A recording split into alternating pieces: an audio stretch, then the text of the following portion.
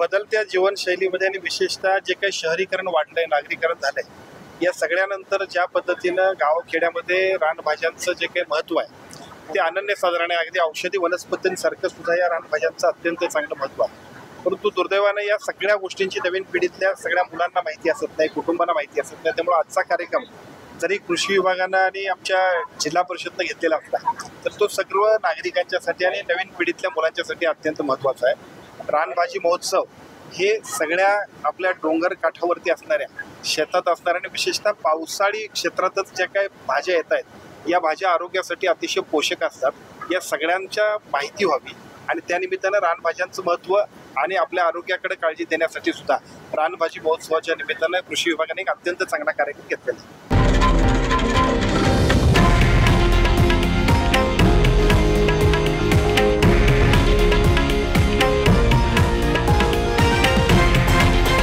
हे आहे देशातील नंबर 1 न्यूज नेटवर्क आणि आपण पाहत आहात TV9 मराठी, एकमेव.